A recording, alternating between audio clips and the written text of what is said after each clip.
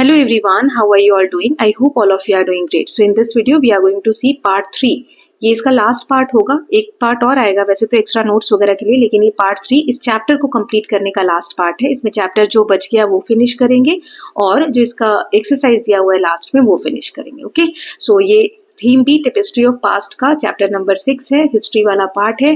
Class 7th new NCERT जो है social science की exploring society India and beyond, उसका ये चैप्टर नंबर 6 है। आई होप इसके 2 पार्ट्स आप और देख चुके हैं जो मैंने पहले ही बना दिए हैं। 3rd पार्ट में हम चैप्टर को कंप्लीट करने वाले हैं। तो यहाँ पर हम देखने वाले हैं कि किस तरीके से इन्वेडर्स जो आए और उसके बाद का क्या चेंजेस हुए वो जानेंगे। ओके, सो प्रीवियस पार्ट्स नहीं देखे हैं और भी बाकी जो चैप्टर्स हैं वो नहीं देखे हैं, so please go through the links given in the description box. चलिए स्टार्ट करते हैं। Invasion of Indo Greeks. तो ये अभी तक हमने इंडिया के नॉर्थ और साउथ जो किंगडम्स थे उनके बारे में पढ़ा, ठीक है। अब हम देखते हैं कि फॉरेनर्स, जब पिछला पार्ट हम देख रहे थे फर्स्ट वाला, तो हमने देखा था कि क्योंकि जो ऊपर के रूलर्स वगैरह वीक पड़ रहे थे, तो नॉर्थ वेस्टर्न साइड से बहुत सारे इन्वेडर्स आक्रमणकारी हमारे इंडिया में आके आक्रमण कर रहे थे। तो सबसे पहले यहाँ हम पढ़ेंगे इन्वेजन। इन्वेजन मतलब होता है आक्रमण, किनका? इंडो ग्रीक्स का, इंडो ग्रीक्स का। ठीक, अब पढ़ते हैं। Having completed our brief journey into south India, it is time to return to north. अब हम फिर से नॉर्थ में आ जाते हैं। यहाँ पर साउथ के बारे में जान लिया, चोलास, चेरास, पांड्यास के बारे में है ना, यहाँ पर चेरास, चोलास और पांड्यास के बारे में हमने पढ़ लिया। अब नॉर्थ में जाते हैं, where a very different kind of development is about to occur. अब कुछ अलग होने वाला था ऊपर नॉर्थ वाले एरिया में। So far we have only visited a few native dynasty, at the same period also witness arrival of invaders. इसी समय में जब हम मौर्यास के बारे में पढ़ रहे हैं, शुंगास के बारे में पढ़ रहे हैं, शकास के बारे में पढ़ रहे हैं, बहुत सारे इन्वेडर्स भी आए जो नॉर्थ वेस्टर्न फ्रंटियर से एंटर हुए। नॉर्थ वेस्टर्न ये वाला, ये नॉर्थ है, इधर वेस्ट होता है, तो इस वाली साइड को बोलते हैं। यहाँ से एंट्री ली उन लोगों ने and took control of north western, northern and central region of सब कॉन्टिनेंट। ये वाला नॉर्थ वेस्टर्न, सेंट्रल, इस वाले एरिया में उन लोगों ने कंट्रोल किया। Let us first examine the legacy of Alexander's Greek campaign in the Indus plain. Sikandar जब आया था भारत में, जो फर्स्ट पार्ट में भी हमने देखा था, उसके बारे में थोड़ा सा यहाँ पर दिया हुआ है, आगे देखेंगे। While retreating from the area he had conquered, he left satraps behind. Over time, these regional rulers established their independent domains and came to be known as Indo-Greeks. अब इसका मतलब क्या है मैं यहाँ पर बताती हूँ आपको। एक सेकेंड, ये इरेज कर दूं। अब मैंने कहा यहाँ से नॉर्थ वेस्टर्न साइड से इन्वेडर आए। सबसे पहले सिकंदर के बारे में यहाँ पर दिया है, अलेक्जेंडर आया था। अलेक्जेंडर ने इस एरिया में लड़ाई की। अब जब वो इतने एरिया को या और आगे तक मान लो जीत गया है, जहां जहां जीत गया वो एरिया, अब सब जगह तो वो खुद रह नहीं सकता, वो रिटर्न हो गया था, है ना, क्योंकि उसके सोल्जर्स ने आगे बढ़ने से मना कर दिया था। अब जब वो रिटर्न हो गया तो ये जो एरिया उसने जीता है, यहाँ पर किसका कंट्रोल होगा? तो उसने अपने आदमियों को यहाँ पर रख दिया एज अ गवर्नर, या उनकी भाषा में सत्रप्स कहा जाता था। ठीक है, ये वाला नाम आप याद रख सकते हैं। सो इस नाम से एक एक पर्सन अपॉइंट कर दिया थोड़े थोड़े एरिया को संभालने के लिए, कि तुम इस एरिया पे शासन करना मेरे बिहाफ पे। ठीक, अब धीरे धीरे ये जो इतनी दूर था अलेक्जेंडर, वहां से डायरेक्ट कंट्रोल तो हो नहीं सकता था। तो जो लोग यहाँ पर छोटे छोटे एरिया में सत्रप्स थे, वो अब इंडिपेंडेंट उन्होंने संभाल लिया और उन्होंने अपना राज्य वहां पर एस्टैब्लिश कर लिया, और उन्हीं को हम क्या कहते थे? Indo Greeks. आई होप आपको समझ में आया होगा कि इंडो ग्रीक्स कौन थे।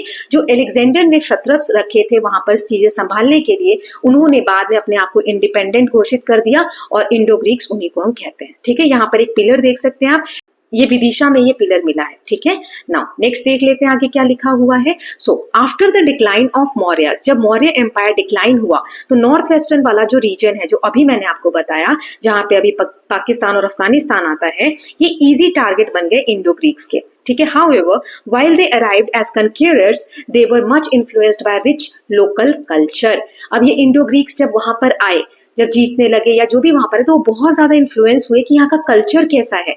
This cultural interaction led to blend of Greek and Indian elements in governance, art, language and daily life, shaping the cultural landscape of the region. ये जो ग्रीस से लोग आए हुए थे, जिन्हें हम इंडो ग्रीक्स कह रहे हैं, ये हमारे उस एरिया के, जो नॉर्थ वेस्टर्न वाला एरिया है ना, वहाँ के कल्चर से बहुत इंप्रेस हुए। इसी कारण कल्चर इंटरेक्शन हुआ, उनके कल्चर और उस एरिया के, नॉर्थ वेस्टर्न एरिया एरिया के कल्चर में इंटरेक्शन हुआ, जिसकी वजह से एक ब्लेंड देखने को मिला, मिक्सचर देखने को मिला, किसका, ग्रीक का और इंडियन दोनों कल्चर के एलिमेंट्स का। किस किस चीज में, गवर्नेंस हो जाए, आर्ट हो जाए, लैंग्वेज हो जाए या डेली लाइफ जो एक्टिविटीज हैं, उन कल्चरल लैंडस्केप उस एरिया की चेंज हो गई या मिक्स हो गई, ब्लेंड हो गई। ठीक है। देन एक हमने अभी देखा हेलिडेरस पिलर नियर विदिशा, मध्य प्रदेश में है। ये एक एग्जाम्पल है सच कनेक्शन का। It is named after Indo Greek ambassador. Ambassador मतलब होता है राजदूत, जो राजा अपने कोई एक आदमी भेजता है किसी दूसरे राज्य में किसी जानकारी को पहुंचाने के लिए किसी भी काम से, उसे हम कहते हैं एम्बेसडर। ठीक है। Who in his inscription praised Vasudeva as the god of gods. So Vasudeva को उन्होंने अपने इंस्क्रिप्शन में, ये जो इंडो ग्रीक राजदूत हैं, इन्होंने इंस्क्रिप्शन में बताया कि वो भगवानों के भी भगवान है। The inscription also states 3 immortal precepts footstep where practice lead to heaven, self restraint, charity, consciousness. So यहाँ पर उस इंस्क्रिप्शंस में क्या क्या उन्होंने लिखा है, और ये जो पिलर अभी हम पिछले पेज पे देखा था विदिशा मध्य प्रदेश का है, इसमें जो आर्किटेक्चर यूज हुआ है या जो तरीके जिस तरीके से बनाया है उसमें वो ब्लेंड देखने को मिलता है कि कैसे इंडियन और जो ग्रीक कल्चर है उसका मिक्स देखने को मिलता है। ठीक है। और जो इंस्क्रिप्शन है उसमें बहुत सारी चीजें बताई गई हैं कि कैसे स्वर्ग की प्राप्ति की जा सकती है, क्या क्या करके, जैसे खुद की इच्छाओं पे कंट्रोल करके, चैरिटी करके, दान पुण्य करके, है ना। तो ये सब चीजें वहां पर लिखी हुई हैं। नाउ अब यहाँ दिया हुआ है डोंट मिस आउट। सो शकास के बारे में दिया है, इसे हम इंडो स्काइथियंस भी बोलते हैं। इन्होंने इंडिया के नॉर्थ वेस्टर्न पार्ट पे रूल किया। कब? 2nd सेंचुरी बीसी के लेटर पार्ट से लेकर और 5th सेंचुरी सीई तक। उनका जो किंगडम था rose to power after Indo Greek. Indo Greek जिनके बारे में अभी हम पढ़ रहे थे, उसके बाद शकास का पावर जो है वो बढ़ा। They were power until the arrival of Kushanas. सबसे पहले इंडो ग्रीक, ठीक है, जिनके बारे में भी पिछले पेज पे पढ़ा। इनकी पावर जब कम होने लगी तो कौन आ गए? शकास। ऐसे सीक्वेंस याद होना चाहिए। ठीक है। शकास की पावर कम होने लगी तो फिर कुशानास। अभी कुशानास के बारे में आगे हम पढ़ने वाले हैं। ठीक है। It was during this period Shaka Samvat calendar was developed. Shakas जब रूल में आए तब उन्होंने शक संवंत की स्थापना की या कैलेंडर स्थापित किया। ये जो देख सकते हैं भारत का जो कैलेंडर है इंडियन गवर्नमेंट का, वो इसी पे चलता है, शक संवंत के हिसाब से ही चलता है। It is 78 years behind the Gregorian calendar except from January to March where it is behind 79 years. ये जो पूरा कैलेंडर है, ये जो नॉर्मल कैलेंडर आप लोग जनवरी फरवरी वाला यूज करते हो ना, ये 78 ईयर्स बिहाइंड है शक संवंत वाला कैलेंडर इस कैलेंडर से। It was adopted as Indian national calendar in 1957। शक संवंत वाला जो उस समय का बनाया हुआ पैटर्न है, कैलेंडर है, वही भारतीय जो हमारा भारत सरकार है उसने as a national calendar adopt कर लिया 1957 में। इस तरीके का कुछ इमेज आपको दिया हुआ है, ये देखिए शक संवंत के हिसाब से। ठीक है। नाउ नेक्स्ट देख लेते हैं कुशानास के बारे में। हमने देखा इंडो ग्रीक्स आए, उसके बाद शक्स आए या शकाज आए, उसके बाद आता है इमर्जेंस ऑफ कुशाना। कुशानास जो थे ये सेंट्रल एशिया से थे। Entered India probably in 2nd century CE. ये इंडिया में लगभग 2nd century CE common era के अराउंड एंट्री ली इन्होंने। At its peak, their empire extended from Central Asia to large part of Northern India. जब ये पीक पर थे, पीक मतलब जब इनका शासन बहुत जोरों शोरों से चल रहा था, उस वक्त सेंट्रल एशिया से लेकर और अभी आगे मैप में सारी जगह मैं आपको दिखा दूंगी, इंडिया के नदर्न पार्ट तक इनका कंट्रोल था। Their rule marked a period of extensive cultural intermixing. उस समय बहुत सारा कल्चर इंटरमिक्स हो रहा था। जैसे इंडो ग्रीक स्काइथियंस के बारे में हमने पढ़ा, कल्चर एक दूसरे को, जब हम एक साथ रहते हैं तो एक दूसरे के कल्चर अपनाते हैं, तो वो इंटरमिक्सिंग हो रही थी। And had a profound impact on history of Indian subcontinent. इसीलिए हिस्ट्री में इसका बहुत ज्यादा इम्पैक्ट हमें देखने को मिलता है। When he was not busy with his military campaign, Kanishk encouraged art and culture and leading to the development of a new artistic style. यहाँ पर किंग कनिष्का का एक हेडलेस स्टैचू है। उनका हेड यहाँ पर तो नहीं मिला है, लेकिन हाँ इस तरीके का एक स्टैचू मिला है जो किंग कनिष्का का है। अब कहा गया कि किंग कनिष्का जब बिजी नहीं होते थे, जब मिलिट्री कैंपेन्स वगैरह, लड़ाइयाँ वगैरह नहीं होती थी, उस वक्त वो आर्ट कल्चर को बहुत डेवलप करते थे, आर्टिस्टिक स्टाइल के डेवलपमेंट में बहुत वर्क करते थे। This famous headless statue of king Kanishka probably the most powerful ruler of Kushan dynasty. ऐसा माना जाता है कि ये जो किंग कनिष्क थे ये कुशान डायनेस्टी की सबसे पावरफुल रूलर्स में से एक थे। Brahmi inscription on the statue reads. इस स्टैचू के ऊपर ब्राह्मी जो स्क्रिप्ट है उसमें लिखा गया है, क्या लिखा है? महाराज राजधिराज देवपुत्र कनिष्क। कनिष्क के बारे में लिखा गया है, the great king, king of kings, son of god Kanishka. ठीक है। सो इससे ये समझ में आता है कि जो किंग कनिष्क थे वो सबसे पावरफुल कुषाण डायनेस्टी के, ये जो कुषाण डायनेस्टी हम पढ़ रहे हैं इसके राजा थे। ठीक, आगे हमें कॉइन्स दिए हुए हैं। सो ये जो कॉइन्स है कनिष्का ने इशू किए थे, कनिष्क के समय के कॉइन्स हैं। इनके बारे में जैसे फर्स्ट कॉइन आप देख पा रहे हो, इनके बारे में आगे एक्सप्लेन किया हुआ है, चलिए पढ़ लेते हैं। So on the first coin Kanishka is shown holding a sphere, यहाँ पर आप देख सकते हैं भाला पकड़े हुए हैं, टाइटल्ड किंग ऑफ किंग्स, इस पे किंग ऑफ किंग्स लिखा हुआ है यहाँ पर। Then while the other side features Buddha with inscription, ये ऐसा लिखा हुआ है, ये आप देख सकते हो, ये बुद्धा लिखा हुआ है ग्रीक स्क्रिप्ट में। ठीक है। ऑन द सेकेंड कॉइन, अब ये तो पहला कॉइन हो गया, एक तरफ ऐसा है और दूसरी तरफ ऐसा है। अब ये वाला जो कॉइन है, an emperor appears on one side and Shiva with bull Nandi on the other, एक तरफ तो राजा दिखाया गया है और इस कॉइन के पीछे वाले साइड में ये वाला जो है एक बैल है और यहाँ पे लॉर्ड शिवा दिखाए गए हैं। ठीक है। Let's reflect on the following. So why would a powerful ruler feature Buddha on and Shiva on his coin? What does it say about his values and priorities? So यहाँ पे शिवा क्यों दिखाए गए हैं और पावर को दिखाने के लिए या वैल्यूज को दिखाने के लिए या प्रायोरिटीज को दिखाने के लिए क्या यहाँ से पता चलता है? Can you find modern example of such symbolic currency? So Kushan जो थे they held power control over significant section of silk route on the next page. अभी हम एक सिल्क रूट के बारे में पढ़ने वाले हैं, जिस रास्ते से चाइना से सिल्क का व्यापार होता था उस रूट का नाम दे दिया गया था सिल्क रूट। सो उसके बहुत बड़े एरिया पे कुषाण डायनेस्टी का कंट्रोल था। अच्छा, जैसे कि यहाँ पर पावर शो करने के लिए ये सब चीजें कॉइन पे मार्क की जाती थी जो यहाँ पूछा गया था। And during their reign trade grew connecting India with other parts of Asia and the West. अब उनके समय में, कुषाण के समय में सिल्क रूट के ऊपर उनका बहुत ज्यादा कंट्रोल था, है ना, बहुत बड़े एरिया पे, और उनके समय में ट्रेड यानी व्यापार बहुत बड़ा एशिया के साथ और वेस्टर्न कंट्रीज के साथ। ओके, नाउ आगे देखते हैं क्या दिया हुआ है। So continuing the trend set under the Indo Greek rulers, Greek art and architecture exemplified by Gandhara and Mathura school of arts are celebrated for their fusion of Indian and Greek style. इनका भी intermixing हुआ, मतलब जो कुषाणास थे इनका भी Indian culture के साथ इंटरमिक्सिंग हुआ, चाहे वो आर्ट हो चाहे आर्किटेक्चर हो। इसमें गंधारा और मथुरा, गंधार आर्ट और मथुरा स्कूल ऑफ आर्ट्स जो है इसमें फ्यूजन देखने को मिलता है, मिक्सिंग देखने को मिलता है इंडियन और ग्रीक कल्चर का, स्टाइल का। ठीक है।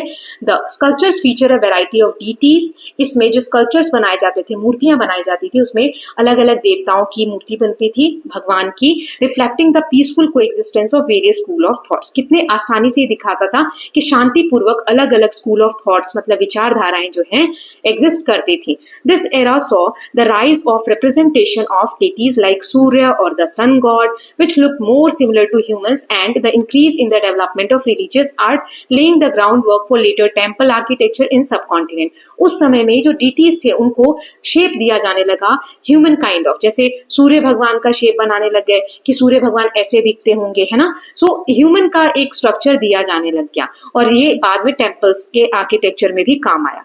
नाउ गंधार आर्ट, और ये दो नाम हमने पढ़े, Gandhara school of art and Mathura. So Gandhara style which emerge in the western region of Punjab, Punjab के वेस्टर्न रीजन में था, ये ब्लेंड हुआ, मिक्स हुआ ग्रीको रोमन एलिमेंट, रोम का जो कल्चर था, ग्रीक का जो कल्चर था उसके साथ मिक्स हुआ और उसमें इंडियन फीचर भी ऐड हो गए। तो समझ सकते हो किस तरीके से आर्ट एंड आर्किटेक्चर, जैसे हम ड्राइंग कर रहे हैं, हमारे आसपास कोई और बच्चा ड्राइंग कर रहा है तो हम देखते हैं ना, अगर उसने, मान लो मैंने लीफ ऐसे बनाया, ठीक है, अब ये जो दूसरा वाला बच्चा है ये लीफ को ऐसे बना रहा है, ठीक, तो मुझे लगा कि ये जो लीफ इसने बनाई है ना या बना रहा है ये बहुत अच्छी लग रही है, मेरे वाले से अच्छी है, तो मैं कुछ स्टाइल इसका भी फोकस इसमें मिक्स कर लूंगी, है ना। मैं भी ट्राई करूंगी कुछ, अब बिल्कुल वैसा तो नहीं लेकिन मैंने हाँ कुछ इस तरीके से बना लिया। तो हम कह सकते हैं कि दोनों जो कल्चर है उनका मिक्स हुआ, इस तरीके से उन्होंने आर्ट एंड आर्किटेक्चर में एक दूसरे के कल्चर को एक्सेप्ट किया। Most cultures and artifacts from this tradition were crafted in intricate detail from grey black this kind of stone in particular sculptures produce many fine Buddha images with realistic anatomy and flowing robes. इस तरीके की मूर्तियां उन्होंने बनाई, आप देख सकते हो, हेड ऑफ अ बोधिसत्व, ऐसा लगता है कि कोई ह्यूमन बीइंग का सच में एक मूर्ति रखा हुआ है, सच में एक कोई बैठा हुआ है ना, बिल्कुल रियलिस्टिक आपको देखने को मिलेगा। कपड़े भी इस तरीके से ड्रेप किए गए हैं कई इमेजेस में, तो अगर आगे दी होंगी तो मैं दिखाऊंगी, ऐसा लगेगा पत्थरों को काट के ही जो ड्रेप्स बनाए गए हैं, कपड़े बनाए गए हैं, ऐसा लग रहा है कि सच में कोई कपड़ा फ्लो हो रहा है। ठीक है। सो जैसे यहाँ पर ये देखो, रोब जो पगड़ी वगैरह बांधते हैं या कुछ भी, वो इस तरीके से दिख रहा है कि यहाँ पर फैब्रिक से बनाया गया है, राइट। नाउ नेक्स्ट यहाँ पे दिया है, think about it, do you know where Gandhara is. ये गंधारा स्कूल ऑफ आर्ट बोल रहे, तो गंधार हमने महाभारत एपिक जो महाकाव्य है महाभारत, उसमें आपने सुना होगा। सो गंधारा जो present day north western Pakistan और ईस्टर्न अफगानिस्तान वाला एरिया है, वहां पर ये है। It reminds of Gandhari. Gandhari Hastinapur की जो रानी थी, महाभारत आप पढ़ेंगे या जानेंगे उसके में आप ये नाम जानेंगे, ठीक है। सो इससे ये लिंक होता है, ठीक है। अब जो मैप की मैं बात कर रही थी सिल्क रूट वाला, तो यहाँ पर देखो मैं रेड कलर से ड्रॉ कर रही हूँ, ये चाइना है ना। तो यहाँ से ये ग्रीन कलर दिख रहा है आपको, ये इस तरीके से, ये कुछ सिल्क रूट्स हैं, है ना, इधर इस तरीके से। तो बहुत बड़े एरिया पे कुषाण का कंट्रोल था, ठीक है। अब यही चीजें दी गई थी, यहाँ पर सेंट्रल एशिया यहाँ है, आप लोग पढ़ेंगे तो ये वाला एरिया, ठीक है। सो इधर की तरफ यहाँ से ये लोग आक्रमण करते थे इंडियन पार्ट, राइट। नाउ आगे देखते हैं। सो अभी हमने पढ़ा गंधारा। अब मथुरा स्टाइल जो है वो डेवलप हुआ मथुरा के रीजन में, जो आज यूपी वाला जो एरिया है वहां पर, उसका एक अलग स्टाइल था। जैसे कि गंधारा स्कूल था, अनलाइक उसके जैसा it primarily use red sandstone for sculptures and reflect less influence from Greco-Roman aesthetics. So हमने देखा कि गंधारा जो स्कूल ऑफ आर्ट था उसमें बहुत ज्यादा ग्रीको रोमन जो इन्फ्लुएंस था वो देखने को मिलता है, लेकिन ये जो मथुरा स्कूल ऑफ आर्ट है इसमें रेड सैंडस्टोन मतलब लाल पत्थर जो होते हैं, बलुआ पत्थर, उससे ये कलाकारी की गई है, आप देख सकते हैं। और इसमें कम इन्फ्लुएंस देखने को मिलता है रोमन और ग्रीक का। This art form is known for its depiction of Indian deities including Kubera, Lakshmi, Shiva, Buddha, Yaksha, Yakshini and generally produced fuller figures with smooth modelling. So इसमें ज्यादातर जो डीटीज, इंडियन डीटीज हैं, भारत के जो हम देवी देवताओं को मानते हैं, उनकी मूर्तियां बनाई गई, जैसे भगवान कुबेर की, है ना, ये देखो कुबेर की एक मूर्ति है।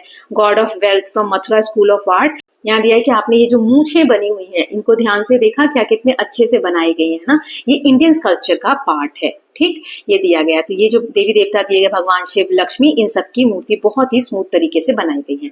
Now then despite the political conflicts and power struggle the period saw remarkable cultural exchange and assimilation.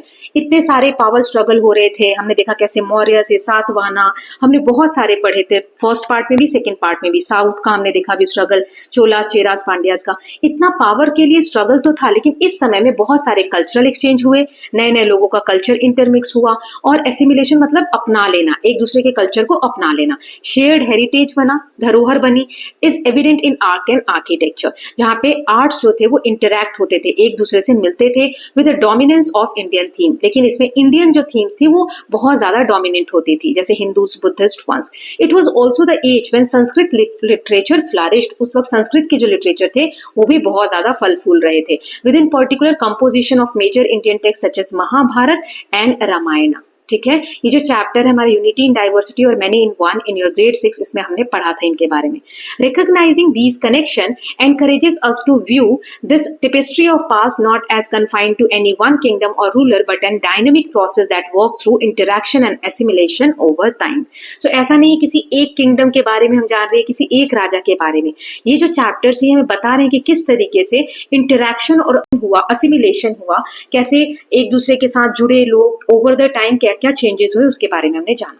ना यहाँ पर 6 इमेजेस दी गई हैं, जैसे ये पहला वाला जो इमेज है इसमें देखो, हाँ यही मैं बता रही थी, देखो ये जो कपड़े ऐसा लग रहा है सच में पत्थर कोई काट के बनाया गया है, मैं मिटा रही हूँ, लेकिन लग रहा है कि सच में ड्रेप है, मतलब कपड़ा ओढ़ रखा है ना, लेयर्स दिख रहे हैं आपको। सो सीन ऑफ, तो ये क्या है पहला वाला, scene of death of Buddha, इसमें बुद्धा की मृत्यु हो गई उस सीन को दिखाया गया है। सेकंड में बोधिसत्व मैत्रेय है इस वाले में। देन थर्ड जो है Shivalinga being worshipped by Kushan devotee, Kushan जो यहाँ पर शिवलिंग है, आप देख सकते हैं कुषाण जो राजा थे वो लोग जो भक्त थे वो शिवलिंग शिव के वो पूजा कर रहे हैं। अब जो ये फोर्थ वाला है इसमें नागा बिटवीन 2 नागीस, यहाँ आप देख सकते हैं ये। Then with an inscription referring to the 8th year of Kanishka reign, यहाँ पे इंस्क्रिप्शन भी है। देन कार्तिकेय यहाँ दिख रहे, Kartikeya the god of war and अग्नि द गॉड ऑफ फायर। दोनों का यहाँ पे दिखाया गया है। और लास्ट है स्टैंडिंग बुद्धा, बुद्धा की स्टैंडिंग यहाँ पे स्टैचू आपको दिख रहा है। ओके, नाउ यहाँ पर सारा जो चैप्टर हमने पढ़ा उसका टाइम पीरियड दिया गया है। ये आप देखिए 200 BCE से पहले का समय है। यहाँ पर 185 के आसपास पुष्यमित्र शुंगा आए। देन यहाँ पर 100 के आसपास छेदी आए। सो यहाँ से 185 से लेके और यहाँ समथिंग छेदी के बाद भी यहाँ तक शुंगास डायनेस्टी थी। फिर यहाँ से यहाँ वाला जो पीरियड यहाँ पे इंडो ग्रीक्स थे, फिर शकास थे, फिर सातवाहनास थे, साउथ में चोलास, चेरास, पांड्यास थे। यहाँ पर कुशाना का समय है, यहाँ गौतमीपुत्र सतकर्णी, देन कनिष्का का समय आया है ना, कनिष्का के समय में कुशाना है, देन करेई काल, राइट। सो ये एक टाइमलाइन दिया गया है। सो इसके साथ ये चैप्टर हमने पूरा कर लिया है। यहाँ पर इसकी समरी दी गई है। बिफोर वी मूव ऑन ये देख लेते हैं, फिर एक्सरसाइज के क्वेश्चंस देख लेंगे। जब मौर्य एम्पायर डिसइंटीग्रेट हुआ, टूट गया, तो ये कैरेक्टराइज्ड होता है किससे? उस वक्त बहुत सारे बड़े छोटे किंगडम्स अपने इमर्जेंस दिखाने लगे, वो उभर कर सामने आने लगे पूरे सब कॉन्टिनेंट में। इनके बीच में इंटरनल कॉन्फ्लिक्ट्स होते थे और इसके साथ साथ जो फॉरेन इन्वेजन थे, जो विदेशी आक्रमण हुआ करते थे, इससे ये कैसा समय बन गया? Reorganisation of political power. सारे पॉलिटिकल पावर आपस में रीऑर्गेनाइज होने लगे।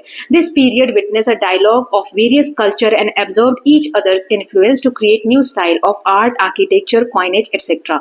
इस समय कल्चरल एक्सचेंज बहुत हुआ आर्ट, आर्किटेक्चर में, कॉइनेज यानी कॉइन्स वगैरह बनाने में, इसका हमें देखने को मिलता है। स्टाइल्स वगैरह इंटरमिक्सिंग हुई with ultimately a dominance of Indian theme, flourishing of Sanskrit literature.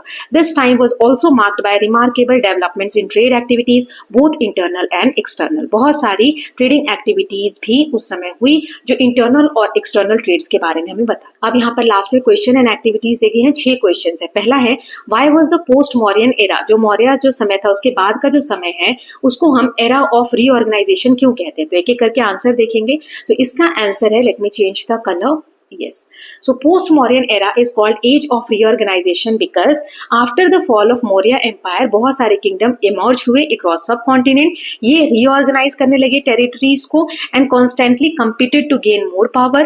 और ये जो समय है cultural exchange का था, trade growth का था और art और architecture के development का था, इसलिए। then write a note on Sangam literature in 150 word। आपको 150 word में संगम literature के ऊपर नोट लिखना है। मैंने यहाँ पर छोटा आंसर दिया है, आप इसको जो हमने संगम लिटरेचर वाला पैसेज पढ़ा था उससे भी और बढ़ाकर लिख सकते हैं। और वैसे जब मैं एक्स्ट्रा नोट्स वगैरह बनवाऊंगी तो उसमें क्वेश्चन होगा संगम लिटरेचर पे, आप वहां से भी फॉलो कर सकते हैं। So it was created between 2nd century BC and 3rd century CE in south India. ये जो चेरास, चोलास, पांड्यास डायनेस्टी थी उनसे लिंक थे। ये जो तमिल भाषा है उसमें कंपोज किया गया पोएट्स की गैदरिंग जिसे हम संगम्स कहते हैं उनके द्वारा।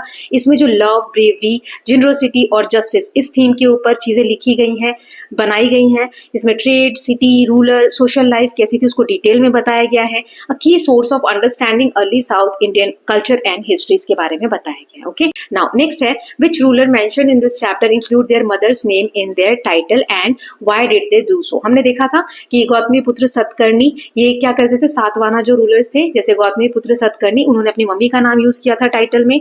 ये अपनी मम्मी के लिए, मम्मी लिनेज जो है जैसे मम्मी, नानी, उनकी मम्मी, उसको रिस्पेक्ट देने के लिए उन्होंने किया था। और it also gave the rulers great legitimacy and honor। ठीक है, now next है write a note of 250 words about one kingdom from this chapter that you find interesting, explain why you chose it। after presenting your note in class find out what kingdom have been the most selected by your classmate। so 250 word में हमें जो भी kingdom interesting लगा है उसके बारे में एक ऐसे जैसा आप लिख सकते हैं 250 वर्ड्स का, और वहां पे आप रिप्रेजेंट कर सकते हैं। तो जैसे मैंने यहाँ पर छोटा सा बताया है, Satavahana kingdom was one of the most powerful in Deccan. Capital इसकी अमरावती और प्रतिस्थाना था जो पैठान नाम से भी जाना जाता है। इकोनॉमी की बात करें तो एग्रीकल्चर कृष्णा गोदावरी बेसिन में फैला हुआ था, और जो आसपास के रीजन थे जैसे रोमन एम्पायर, फॉरेन और आसपास का जो एरिया था उससे भी इनके ट्रेडिंग कनेक्ट्स थे। कॉइन में शिप डिजाइन देखने को मिलता है जिससे कि इनकी एडवांस शिप बिल्डिंग थी उसके बारे में पता चलता है। Traded in spice, pearls, Ivory और ग्लास वगैरह, परफ्यूम वगैरह इंपोर्ट करते थे। पैट्रनाइज मल्टीपल रिलीजन, उन्होंने बुद्धिज्म, जैनिज्म, वैदिक ट्रेडिशन को पैट्रनाइज किया, और उन्होंने आर्ट, आर्किटेक्चर को भी बहुत ज्यादा कॉन्ट्रीब्यूशन दिया, सच एज कार्ला केव्स और नानेघाट इंस्क्रिप्शंस के बारे में हमने पढ़ा था। Now imagine you have the chance to create your own kingdom, what royal emblem would you choose and why, what title would you take as the ruler, आप कौन सा टाइटल लेंगे लेंगे, अपना किंगडम बनाएंगे, तो एक इमेजिनेशन आप कर सकते हैं कौन सा रॉयल एम्बलम लेंगे, चिन्ह कौन सा लेंगे, इसको आप अपनी नोट में लिख सकते हैं। Your kingdom including its values, rules and regulations and some unique features. तो जैसे मैंने यहाँ एग्जांपल दिया है, जैसे रॉयल एम्बलम मान लो कि बनियन ट्री ले लिया, बरगद का पेड़, ये स्ट्रेंथ दिखाता है, शेल्टर देता है लोगों को और लंबा समय तक चलता है। देन टाइटल ले लेंगे सम्राट, Mitradeva, empire of friendship and justice. Values होंगे कि जो भी मेरा राज्य होगा वहां पर इक्वालिटी होगी, सब पढ़े लिखे होंगे, शांति होगी नेचर के साथ। देन फीचर्स क्या होंगे, free schools, free trade for artisans, fair trade for artisans, cultural preservation and public water system, लोगों की भलाई के लिए जो काम होंगे वो दिखाया जाएगा। You have read about architectural development of the post modern era. हमने देखा किस तरीके से आर्किटेक्चर इंटरमिक्सिंग हुई। Take an outline of Indian subcontinent and mark the approximate location of some of the ancient structures mention in this chapter. जो भी हमने अभी पढ़ा, जैसे मैं यहाँ नाम दे रही हूँ, उसको मैप पे भी हमें दिखाना है। जैसे भरूच स्तूप जो है मध्य प्रदेश में है, नानेघाट केव्स महाराष्ट्र में, कार्ला महाराष्ट्र में है, उदयगिरी कांदागिरी जो केव्स हैं वो उड़ीसा में है, कलनई जो ग्रैंड एनिकट है तमिलनाडु में है, फिर हेलिडोरस पिलर्स जो है वो मध्य प्रदेश में है। ठीक है, इस तरीके से आप आंसर्स लिखेंगे, इनको अपने हिसाब से मैप पे रिप्रेजेंट भी कर सकते हैं आप।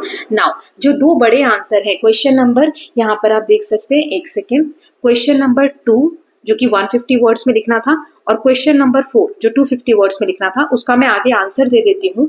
आप चाहें तो ये बड़ा वाला भी लिख सकते हैं ना। आंसर नंबर 2 को आप इस तरीके से 150 वर्ड्स में लिख सकते हैं।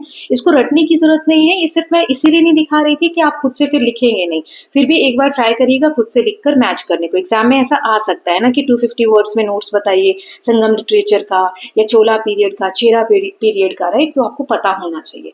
देन आंसर नंबर 4 जो 250 वर्ड्स में लिखना था वो यहाँ पर मैंने दे दिया, आप रीड कर लीजिएगा। Okay, so I hope all of you have loved this video. इसके साथ हमने की चैप्टर नंबर जो 6 है हमारा कंप्लीट कर लिया है।